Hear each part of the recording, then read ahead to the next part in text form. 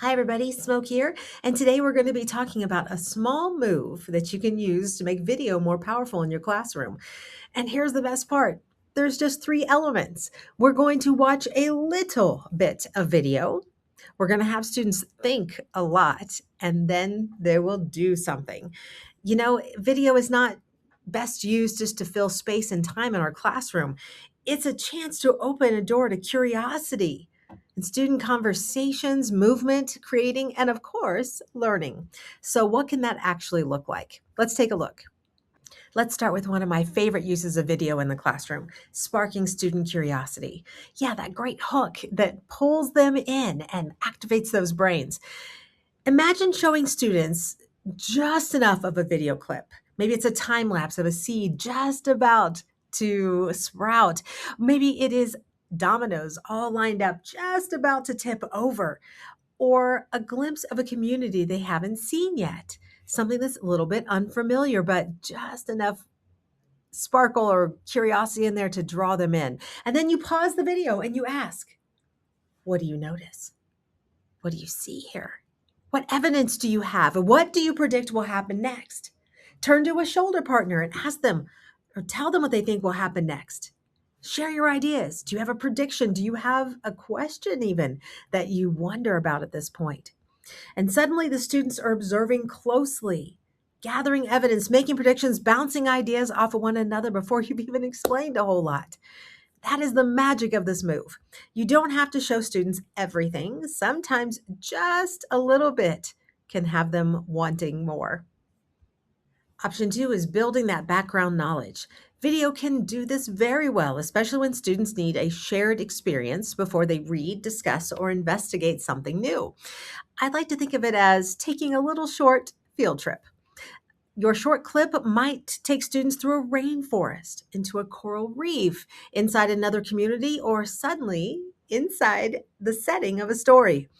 Students can hear the sounds, notice the textures, look at the details around a community or a location, and begin building a mental picture of something they never have previously experienced. That shared context can make the reading vocabulary and the conversation that follow much more accessible for our students. The important move is to connect the clip to something that happens next. Ask what the students noticed, what feels familiar, what is new, and what they now understand that they didn't before. Background knowledge is a win with video. Another great use is videos modeling a process because some things simply make more sense when students can see them happen. This might be how to hold a paintbrush in art class, show them a dribbling technique in soccer, have music students see a rhythm in action with music on the screen, or even a math strategy broken down into visible steps. Video gives us the ability to show that process large on a screen so everyone can experience it, and if needed, to repeat it, to rewind and show it again. But the key here is transfer. Students should not simply watch someone else perform the skill. Let them see the move, pause the video, and then try the move themselves, or pause the activity and let's go and do practice as a whole group. The video becomes the model while students remain the ones doing the learning. Video can also support understanding because we can control the experience in ways that help learners process information. This is more of our universal design of learning accessibility focus. We can pause, replay, use captions in our videos, and adjust the speed, the pace of the narration. If students missed a step, we can revisit it. If a process moved too quickly, we can slow it down. Captions compare spoken language with print, giving students another pathway to that information. The goal is not simply to watch it again. The goal is to give students another opportunity to notice detail, connect an idea, make sense of something that was not clear the first time. Sometimes understanding really does need a second look. And one of the best possibilities is using video to launch hands-on learning. Maybe students watch a brief weather phenomenon and then design a structure that can withstand wind. Maybe they see a movement and then practice it, or maybe they watch something puzzling and then investigate with real materials. This is where the role of video becomes especially important.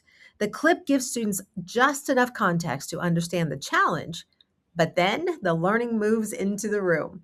So before you press play, ask yourself, what will students do when the clip stops? Will they build, test, move, draw, create, investigate? The screen starts the learning, the classroom carries it forward. Just a quick note of something you should consider when choosing your video. First, why did you choose this one? What does it add? And what exact moment from this video matters for your students? Second, what will they think about? What will they notice, predict, compare, question, or wonder while they watch?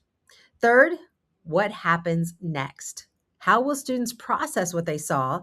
And what will they actually do when the screen stops? Those three decisions help keep video connected to learning instead of becoming something of a separate activity. And this is where a little reminder comes in. Trim the video, keep the thinking. Turning watching into thinking is where the fun really begins because active viewing can look incredibly different depending on the lesson and your students. We've given you 8 ideas here, and you're not going to use every single one every single time. But just to pull a couple of ideas, maybe your students are watching a clip of an animal moving through his habitat.